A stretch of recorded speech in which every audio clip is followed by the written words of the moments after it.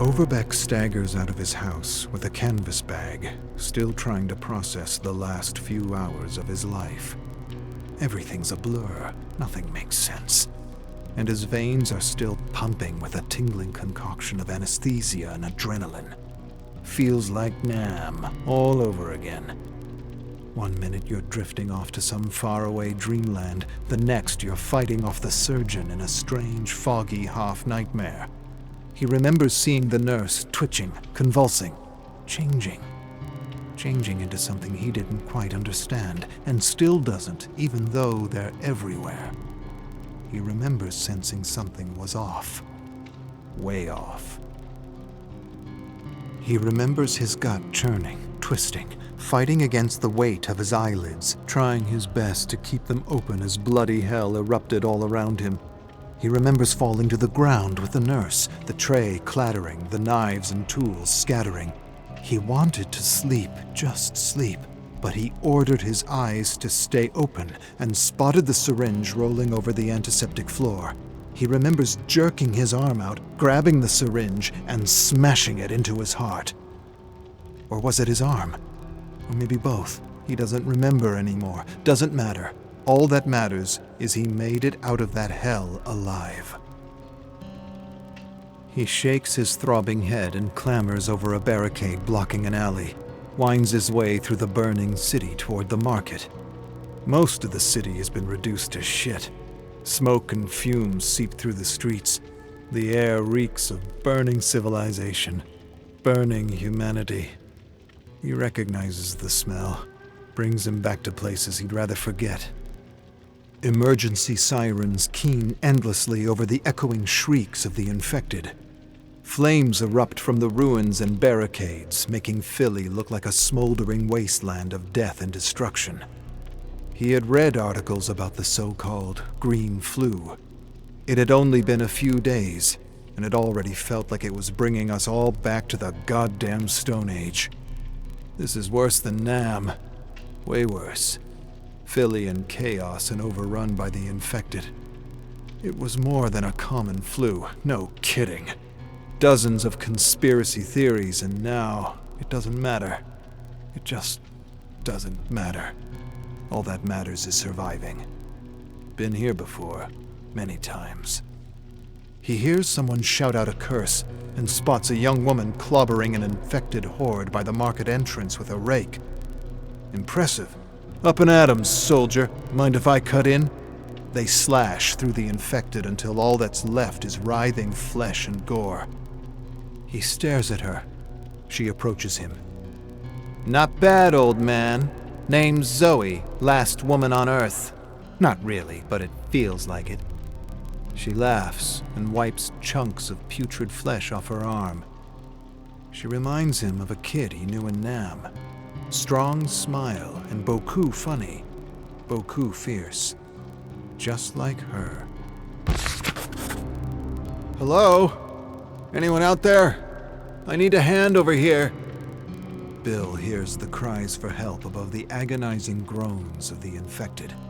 He spots a cage in the middle of all the chaos surrounded by the infected. He grabs his rifle and fires, splitting infected heads like watermelons.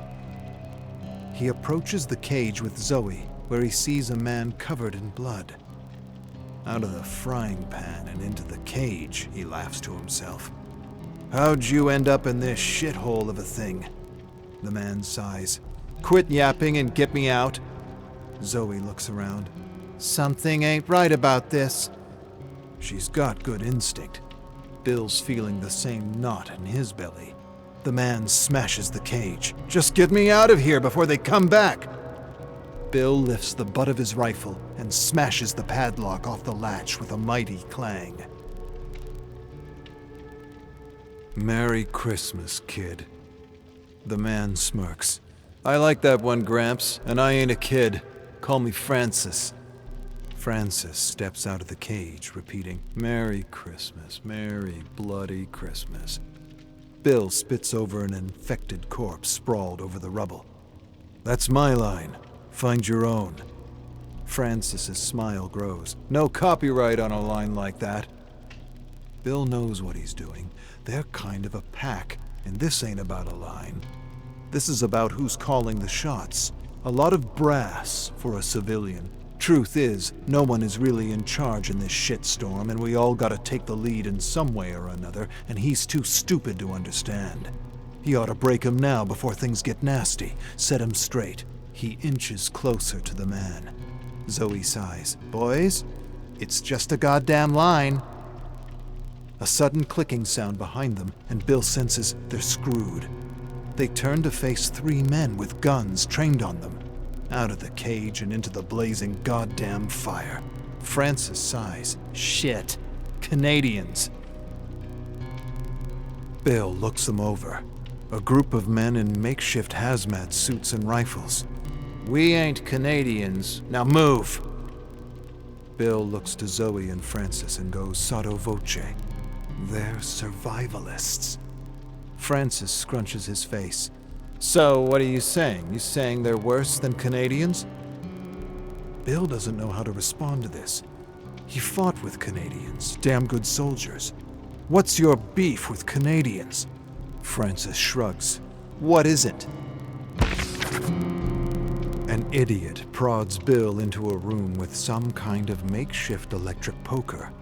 Watch that thing, Sita. The idiot prods him. We ain't Sita. He pushes Bill into the corner with Francis and Zoe. He sees they got a geek on a computer. They're telling him to hack into the machine, but he's telling him he can't. He's tech savvy, but he ain't no hacker. After a few tries, they push him aside. They call him Boy. He says his name is Lewis, not Boy, and that gets him a gun shoved in his face. Geek has spunk and attitude. The survivalists talk amongst themselves. One of them sits in front of the laptop and hacks his way in. Bill overhears bits and parts. Search the computer for the locations of the safe houses. The flu took hold faster than anyone expected. Those who prepared the safe houses turned before they could use them. These assholes are mapping a path through the city using the safe houses as checkpoints, like the old underground railway. Fitting for Philadelphia. They probably got hundreds of ideas on how they're going to use us. One of them grabs Zoe and has his own idea. Bill jackknifes to her side despite his restraints. Get your filthy mitts off her. The brute inches up to her, and she gives him a kick he ain't ever gonna forget. Bill didn't think anyone could scream like that. He stares at Zoe with wide, approving eyes. The brute continues to scream something terrible and collapses to his knees, holding his gonads. His buddy rushes to his aid, helps the screaming man up, but he looks different. Real different. Something in his eyes. Or rather, something lacking in his eyes. Shit. Lewis leaps back from the man like he were the plague. Francis panics. Get us out of this! Lewis grabs a knife from the floor and frees Bill as the survivalists turn pale.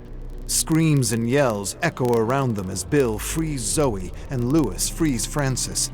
They step back. Zoe gasps. What do we do? Bill shrugs and sighs. Nothing we can do for them. An infected suddenly charges Zoe. Francis clubs its head off. Merry Christmas! He looks to Bill for a reaction. Bill shakes his head and seems unimpressed. Find your own line, kid, if you've got the gray matter to do so. Francis scoffs. Lewis adjusts his tie. Francis makes a face and nudges Lewis. Lose the tie. Lose the goddamn tie. Lewis ignores him. Zoe motions for the boys to shut the hell up and follow her. Let's find an island we can rot on and then fight over ties. Bill raises an inspired eyebrow. That sounds like a plan. He actually likes the idea of rotting on an island while the world goes to hell. Kid's right. Grab some gear and let's get out of here. Bill leads the ragtags through a city he doesn't recognize anymore. It's crazy how fast the flu changed everything. Change. It's the one thing that never surprised him.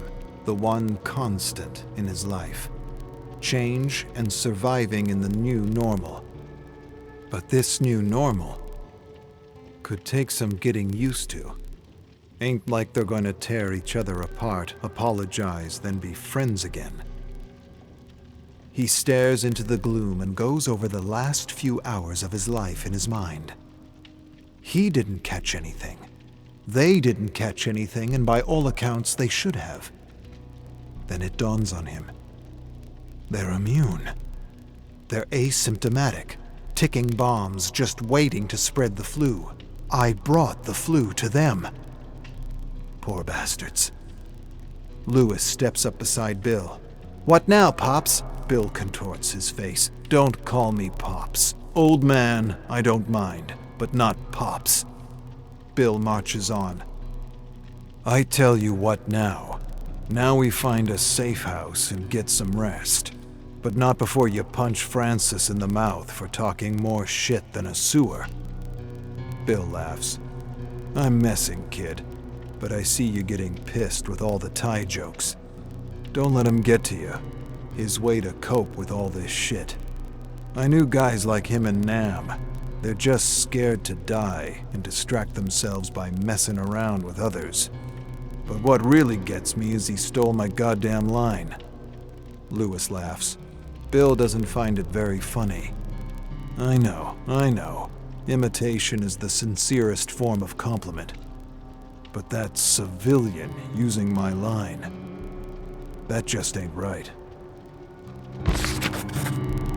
Safe houses are abandoned, but there's still treasure troves of supplies.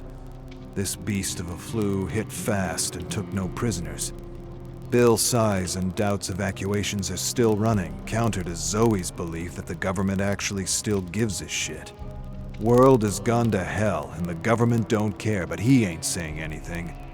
Last thing he'll do is rob them of hope as they creep through the bowels of the fallen city. He liked Zoe's other idea about finding an island to rot on. If you're gonna rot anywhere, an island, any island, ain't half a bad idea, especially one with coconuts. But if she wants to hope for the government, she can go right ahead. He ain't gonna take away her hope, even if he knows enough about the government to know they ain't worth a second thought, let alone a second chance. But he'll shut up for a civilian that still believes in the system. A system that was broken long before the flu spread. Besides, while she hopes for the government, he'll figure something out. He always does. Zoe regards him. "There's gotta be more like us. Areas that have to be protected, quarantined. It can't be that all cities are like this." Bill suppresses a cynical remark. There's something in Zoe he respects. She reminds him of someone he used to know. Someone he used to be, someone who had all kinds of ideas and ideals before he had seen the true face of governments, of humanity. It's nice to see that in her. Real nice. He hopes it lasts and this hell doesn't stamp it out of her. A heavy wind moans dreadfully and carries with it an all too familiar smell. The smell of rot, the smell of filth, the smell of death. The infected. Dozens of them, maybe hundreds. Bill acts on instinct. Eyes open, guns ready. Before he can say another word, the infected close in on them. Gunshots clap through the dead city. Heads crack open like rotten, festering melons, and the infected lay strewn all around. One lashes out of the shadows towards Bill. Without hesitation, Francis blows its face off and turns to him. "Merry Christmas!" Bill sighs deeply. Bastard saved my life and now he's trying to rub it in my face. He gives Francis a stern, grizzled look. "All right, the line's yours, now shut the hell up and shoot." Bill curses under his breath and continues to shoot dark silhouettes charging through the deep orange dusk. Damn, I miss this.